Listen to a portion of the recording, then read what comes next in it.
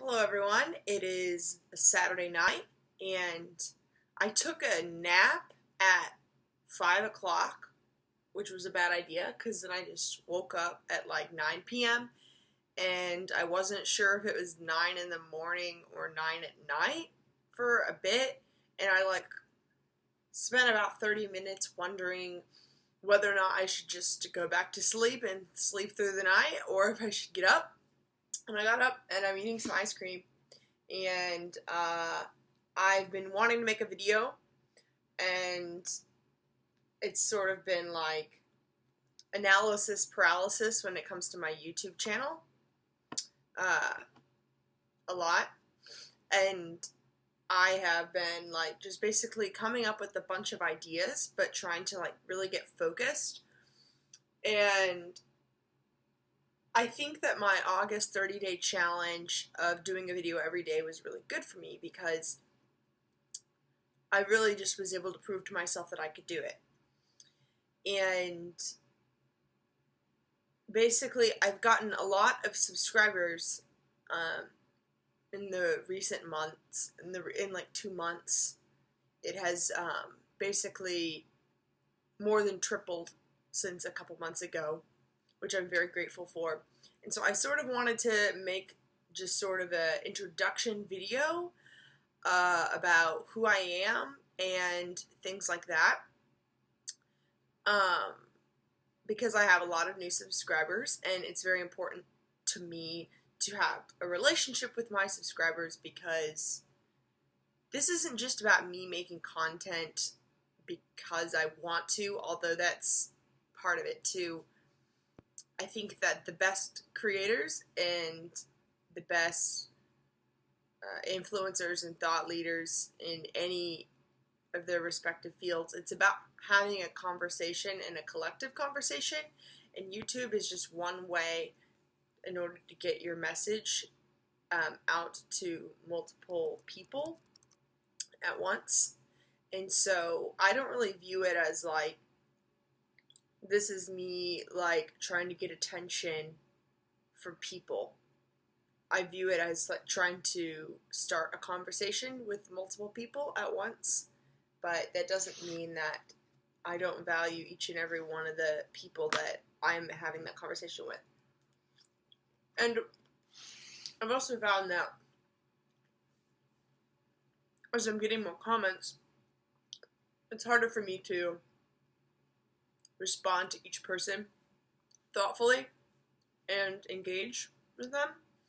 And I know some people might just say, you don't have to respond to everyone, why would you? But, I'm an ENFJ. I care about audience engagement, I care about community, I care about responding and things like that, but it's been hard for me. And so, basically, I researched a little bit about get to know you tags, and none of them seemed really interesting to me at all.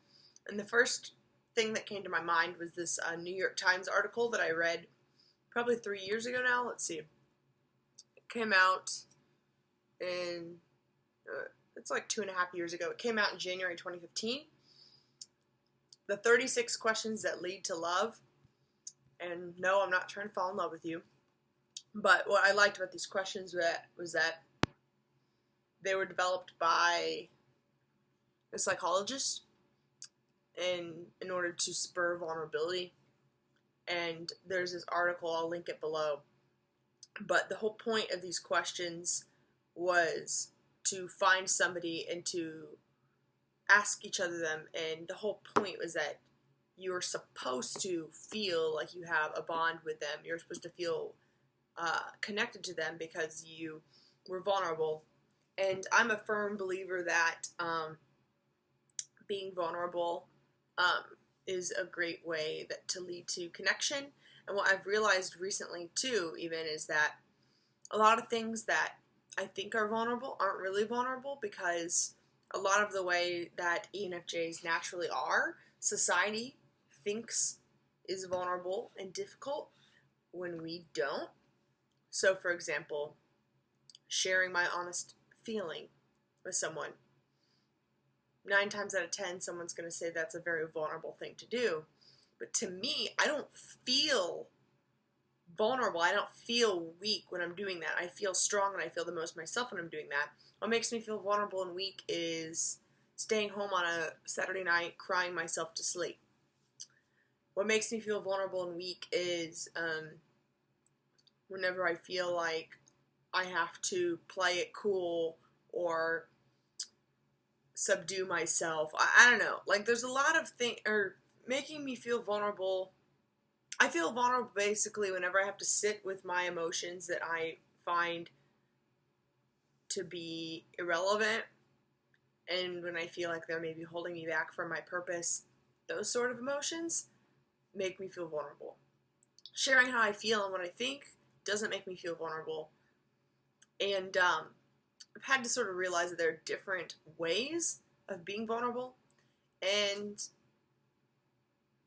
I don't know if this is an exact causation or anything, but it's definitely correlated with FI and FE, the different ways of being vulnerable. So anyway, I've been talking a bit, and so I'm going to go in to do the first set of these questions. It might be kind of a longer video, but I'm going to just answer these questions and see how it goes. And if you guys like this video, then I will do more questions like this to finish it out. Which I just want to say too that I am planning on doing the How I View ISTJs video. It is not lost on me. I just am trying to think about what to say and kind of procrastinating on that. And I also have like, the problem isn't YouTube idea. I probably have like 25 different ideas of things I want to do. And I'm just sort of working through my process of when I'm going to start doing them. But I did just come to the realization though a couple days ago that I want to focus on doing my own content before I want to focus on finding freelance work. Because I've been sort of half-assing both things. I've been half-assing my own content, and I've been half-assing trying to find freelance work for money. And I've sort of decided that I want to not focus on freelance jobs. Focus on just budgeting and making what I have go farther, and just really 100% focus on making my own content, whether that be videos or podcasts. And I want to continue to talk about Myers-Briggs, but I also want to talk about other topics, and I want to just continue making content as often as possible because it is so much more fun for me to talk about what I want to talk about versus what other people want to talk about, which, yeah. So, the first question of set 1 of the 36 questions is, given the choice of anyone in the world, whom would you want as a dinner guest? And this, I feel like, is a question that would always be changing. And I'm not a person really that I'm not a typical fan. Every time that I appreciate, like, every famous person or choice of anyone in the world that I would want as a dinner guest, I am not the sort of person to be a fan of a person for their either music or comedy or anything like that. I really just appreciate the art, and I don't really put people on pedestals, and I've really never understood like diehard fans. I've never really had that sort of love for a person that I don't know. Instead, to me, it just feels like a huge respect for the art. And so for me to answer this question accurately, I would be thinking about what sort of goals do I have, and what people do I admire, and what people do I follow would be able to help me a lot with those goals. And so the person that comes to mind right now is Ezra Klein, the founder of Vox Media, and was the former editor-in-chief. I actually just read something this weekend that he no longer is the editor-in-chief because he wanted a role where he would be more involved in making the content, which I think is awesome for him. If you aren't familiar with Vox, you've probably seen it on your Facebook news feed. They also have a YouTube channel with a lot of videos. What I really like about them, let me just go to their website really quick. It's all about explaining the news and explaining the why of the news. I personally believe that Ezra Klein is an INFJ. You see in his writing very strong introverted intuition and introverted thinking. And they're all about just getting to the root of the problem.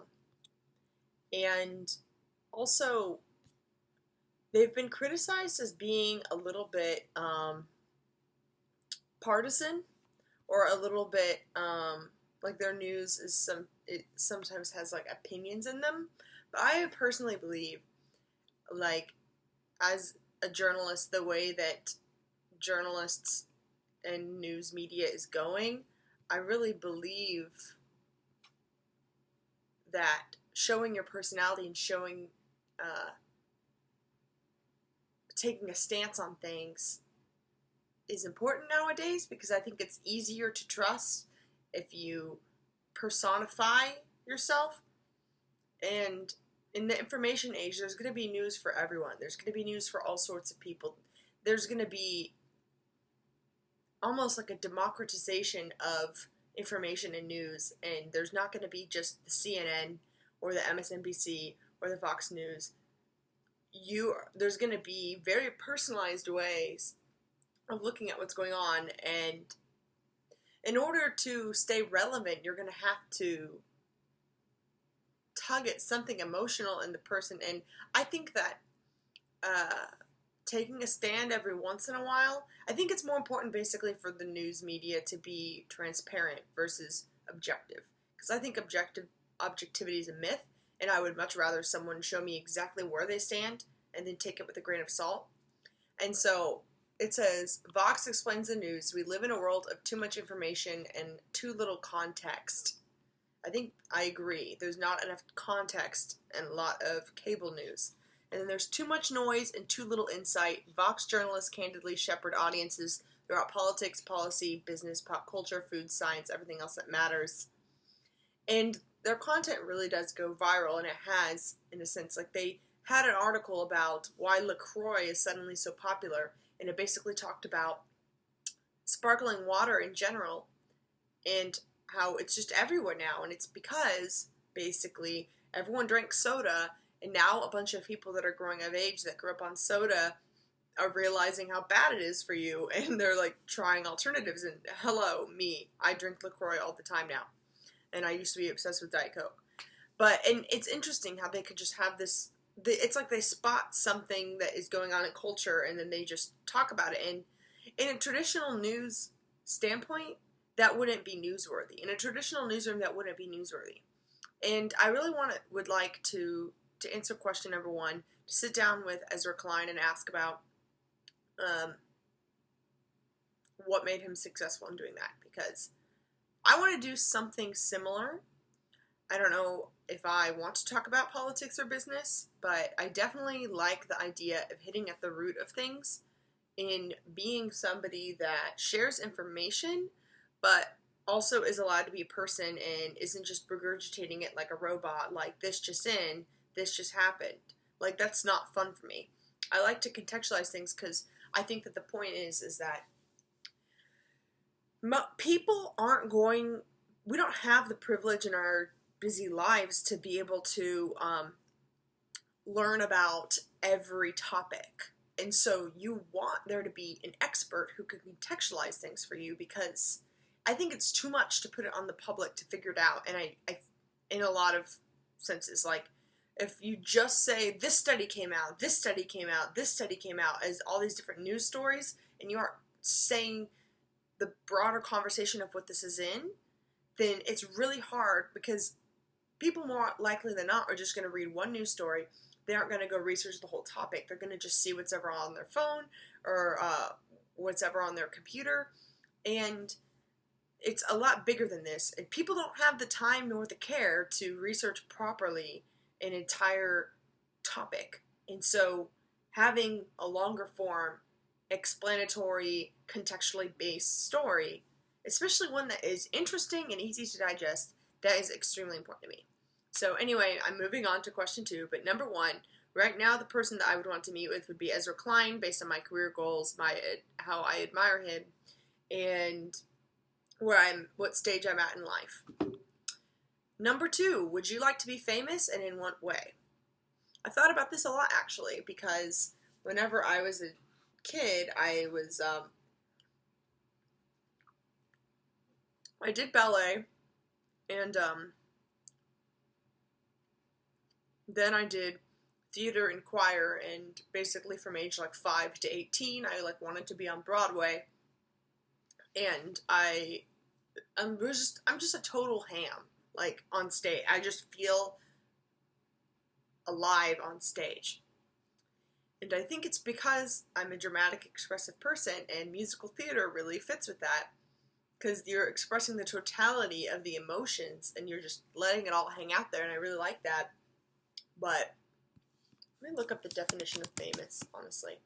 I've never wanted to be famous, necessarily. I've just always been interested in the sorts of careers that might lead to fame. And let me look at the definition.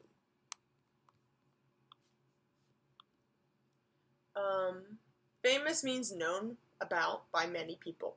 So I've never been driven to be known about by many people, but I have been driven by wanting to have an influence and wanting to have an impact, and by wanting to express and wanting to create art. That has changed throughout my life through whether I wanted to be a singer, be an actor, be on Broadway. There's been times that I've wanted to be a politician. There's been, wanting to being a journalist in a lot of ways. You are like a public figure. In my job now, I know a lot of people based on just having to know. As a journalist, you have to know what is going on. That's your job. And so you have to know whenever somebody is emerging and making an impact in their community, you have to be aware of who's who. And so I have met a lot of people, but that doesn't make me famous. But by this definition, known about by many people, I guess it does make me famous. But at the same time, I've always felt really bad for celebrities, honestly, for their lack of privacy. And I feel like I would not be a person that would do well with everyone's opinions of me just being thrown at me and all that criticism. I feel like I take things personally, and I care what people think a lot. But I sort of came to the conclusion, just a few years ago, that all of my skills and all of my interests lend me to be a public figure of some sort. Whether I like communicating, and I like expressing, and I like audience engagement, and I like social media engagement. I like video, audio. I like a lot of these things that lend to me being a public figure or being well known. Whenever you want to create impact, it's kind of hard. Whenever you intrinsically want to create a better world and create more impact, it's kind of hard to just ignore that side of you and do it from the sidelines. But at the same time, there are a lot of other types of personalities and people that are able to do that, and they're able to be the trusty sidekick, or the person that is analyzing all of this information in the background and then whispering in the leader's ear, which a lot of times I think INTPs do a good job at. Or people that just create and put it out in the world and then just sort of do it in silence. But see, I'm inspired by other people. I want to be out there. And so if that makes me, if you say that means I want to be famous, fine. And honestly, I've sort of had a hard time coming to terms with a lot of my interests, because I don't want to be cocky or anything, but a lot of my interests would be to be a media influencer, and I guess I think, well, that doesn't seem like a real career goal. That seems like something that people fall into and I don't want to inauthentically do something. Like, I don't want to just do something for attention. And if you've lived as me my whole life, you'll know it's like people have always just sort of said, you just want attention, just at me and taking me off guard. And, maybe I do want attention, I don't know, but I never feel like I'm being inauthentic about it. But I take those things very seriously. And since I am a person that takes things personally, I take other people's opinions of me seriously, and I try and figure out if there is I try and figure out, like, if there actually is something that I am being inauthentic about. But anyway, that's question number 2. I think I'm going to only make it to 5 questions right now, and then if you guys like this, I'll do more later. Number 3, before making a telephone call, do you ever rehearse what you're going to say and why? No, absolutely not. And it's interesting.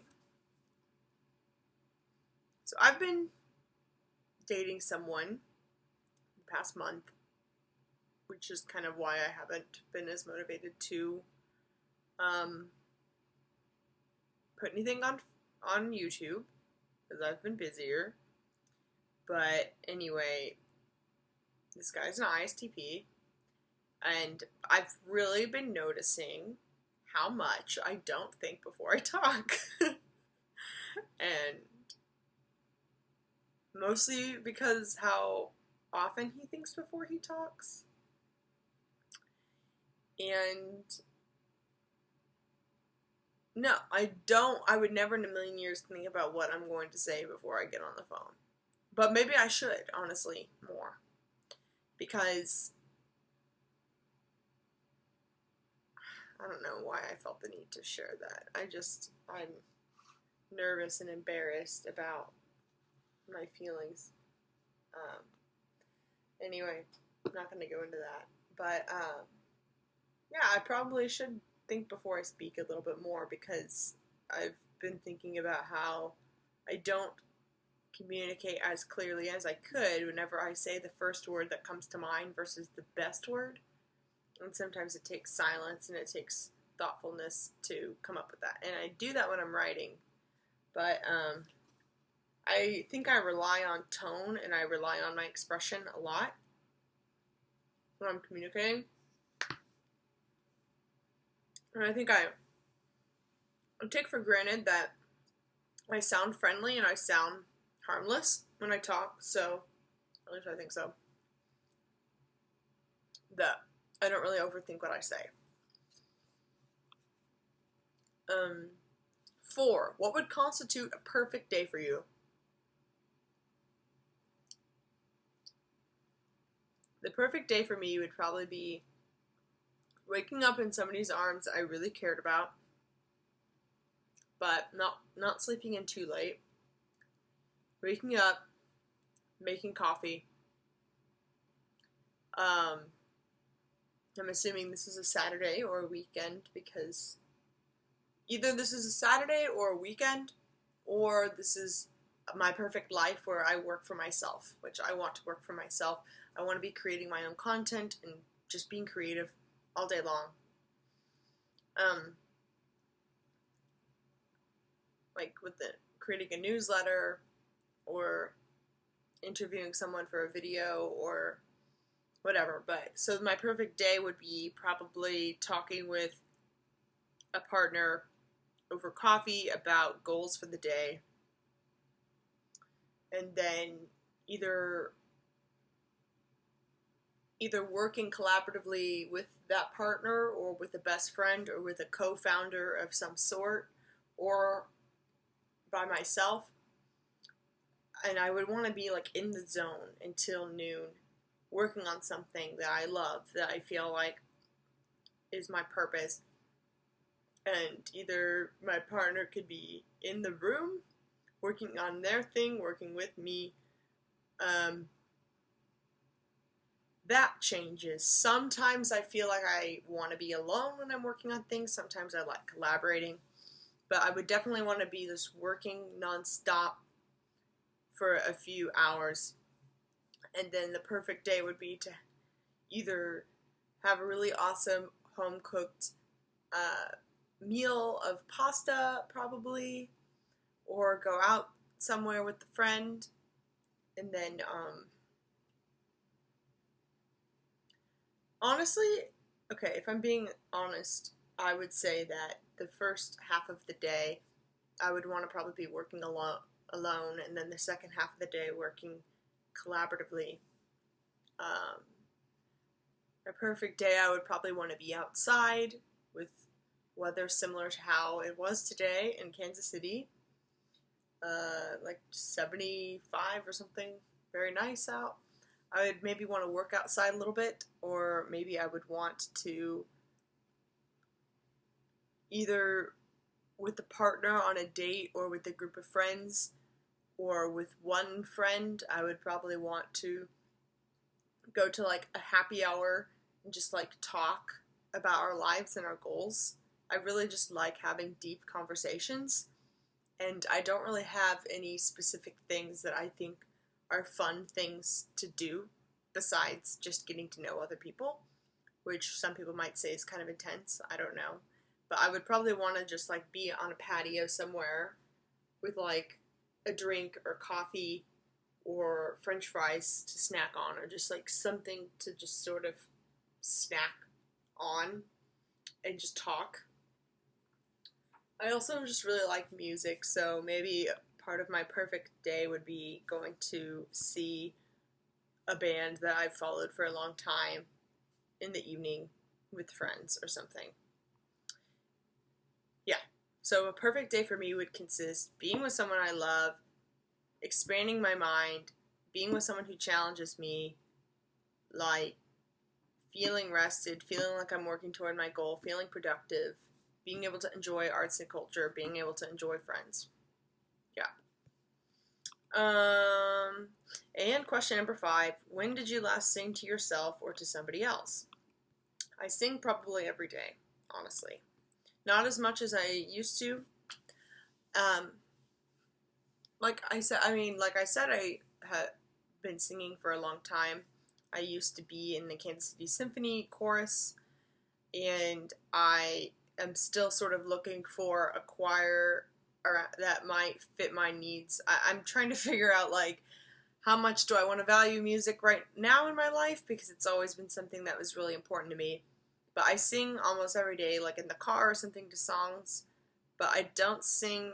Singing just along in the car is way different than like singing like a classical music, or like belting, or like trying to sound good versus just singing along. And it has been a while since I've sang for other people though, because I am very, like, singing is something that's very emotional to me, and I always would say that singing is like the first thing that broke my heart, because that was my vision, that was my life goal, and then that changed. That's a whole other story. But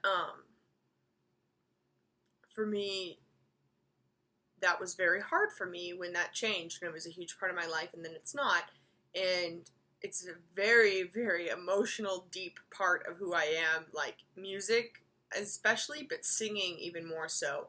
I was in this children's choir starting from age 8 that sang with the symphony, and so I thought, like, I was a little diva. I thought I was just the best.